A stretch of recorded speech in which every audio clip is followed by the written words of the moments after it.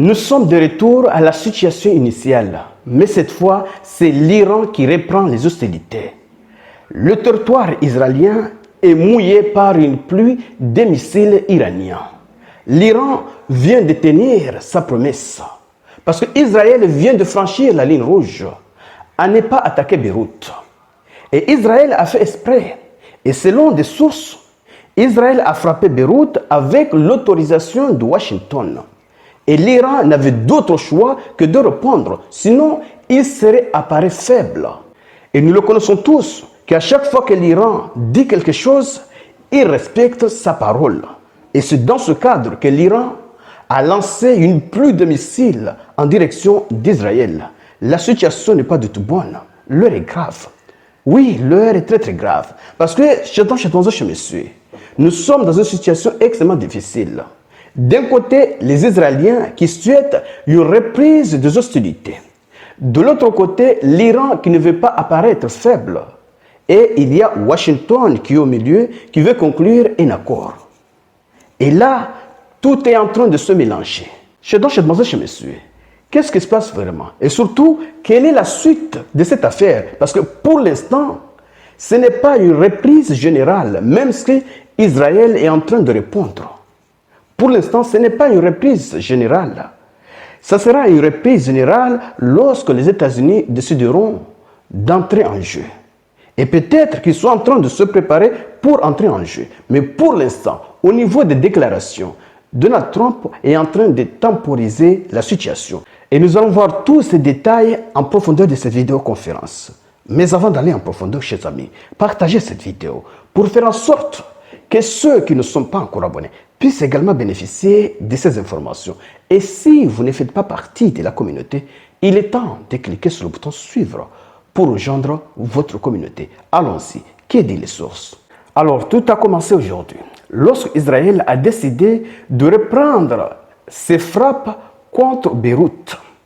Parce que l'Iran avait dit qu'il ne peut pas tolérer qu'Israël frappe Beyrouth. C'est de cela qu'il s'agit. C'était une ligne rouge. Donc Israël a décidé de frapper Beyrouth aujourd'hui. Et selon des sources, comme je viens de l'annoncer, les États-Unis étaient au courant. Les États-Unis étaient au courant. Et comme Israël a pris la décision, en coordination avec les États-Unis, selon cette même logique, de frapper Beyrouth, alors l'Iran n'avait d'autre choix que de reprendre les hostilités. Même si cette fois, ce sont des frappes partielles, pas générales. C'est de cela qu'il s'agit. Et selon des sources, l'Iran a lancé des missiles depuis plusieurs endroits. Au moins 4 missiles depuis Kermanshah. Au moins 6 missiles depuis Tabriz. Au moins 3 missiles depuis Dormia. Et des lancements ont également été observés à Karaj, Isfahan et Qom. Donc là, nous avons 4 plus 6 plus 3, sans oublier les autres régions. Donc, l'Iran a lancé plusieurs missiles. Je n'ai pas encore le nombre pour l'instant. Nous allons y revenir. Mais l'Iran a lancé plusieurs missiles en direction d'Israël. Et voilà la déclaration du corps du gardien de la Révolution. En réponse aux crimes généralisés du régime sioniste usurpateur dans le sud du Liban et au massacre et déplacement à grande échelle de la population opprimée de Tyr, de Nabatien et d'autres régions, y compris le district de Dahieh à Beyrouth, la base aérienne de Ramat David.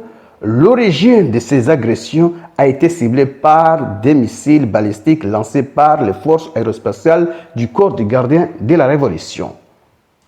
L'opération aujourd'hui n'était qu'un avertissement. Si ces agressions se répètent, les réponses seront plus étendues et incluront toutes les cibles américano-sionistes dans la région. Donc c'est clair, l'Iran n'a pas peur. Oui, si Washington croit qu'il est en train de menacer l'Iran, ce n'est pas l'impression que ça donne ici. L'Iran montre comme si c'est lui qui a l'avantage. Et peut-être que cette fois, il a l'avantage puisque les États-Unis sont en cours de munitions. C'est de cela qu'il s'agit. Parce que c'était prévu pour décapiter l'Iran en quelques jours. Ce n'était pas prévu que l'Iran allait résister pendant des mois et des mois. C'est de cela qu'il s'agit. Donc l'Iran vient de tenir sa promesse.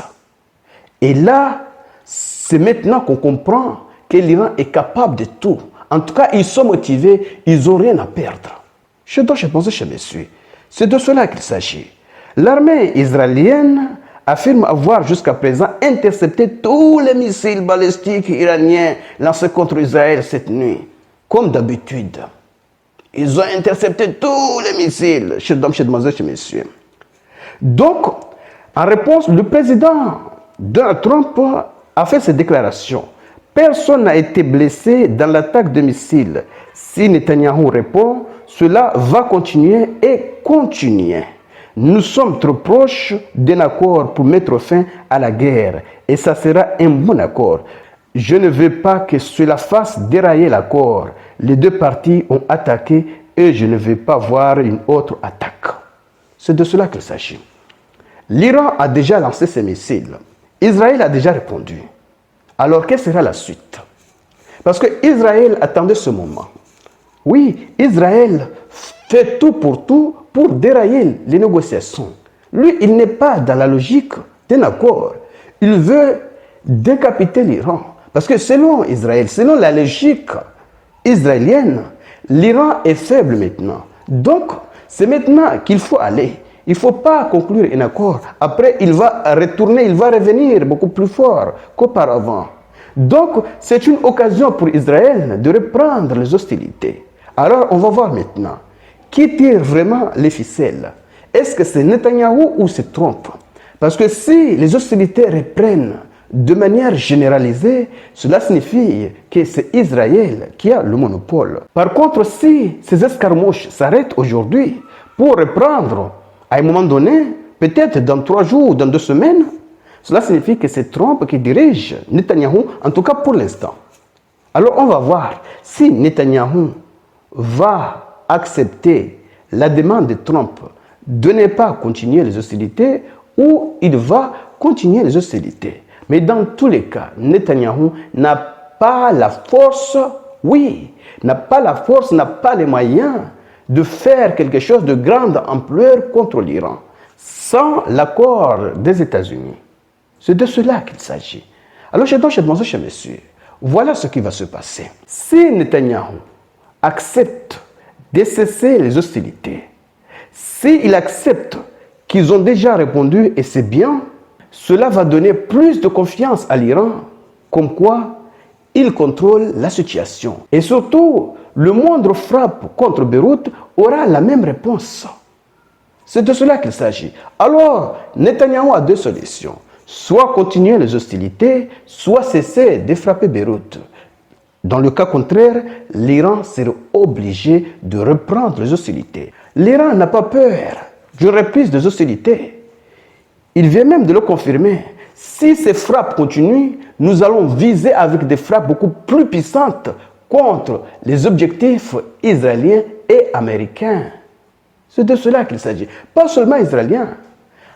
Objectifs israéliens et américains. Ceux qui croient que la superpuissance fait peur à l'Iran, ils se trompent. Ils se trompent complètement. Et je vais vous dire un secret. C'est mon opinion personnelle.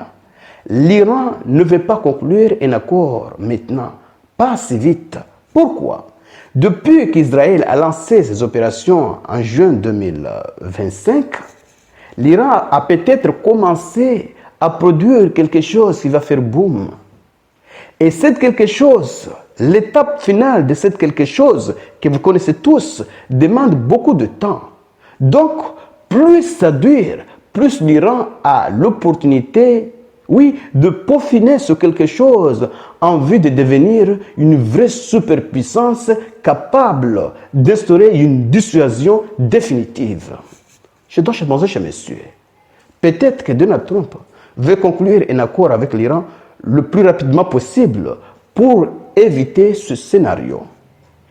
Et une fois les États-Unis auraient retiré, ou auraient observé la dilution de l'uranium enrichi de l'Iran, là, comme nous le connaissons tous, ils pourront facilement reprendre les hostilités parce qu'ils ont vu que le danger est écarté. À ce moment-là, ils auront la possibilité de le faire. Par contre, maintenant, s'ils reprennent les hostilités, sachant que personne ne sait quand est-ce que ces hostilités vont s'arrêter, peut-être dans plusieurs mois, dans plusieurs années, ou peut-être après la reprise des hostilités, la réponse sera la même. Et pendant ce temps, l'Iran prendra son temps pour fabriquer quelque chose, pour instaurer une dissuasion internationale. Et à partir de ce moment-là, personne n'osera l'attaquer. Alors, chers dames, chers messieurs, partagez cette vidéo et surtout, restez connectés pour la suite des événements. Merci.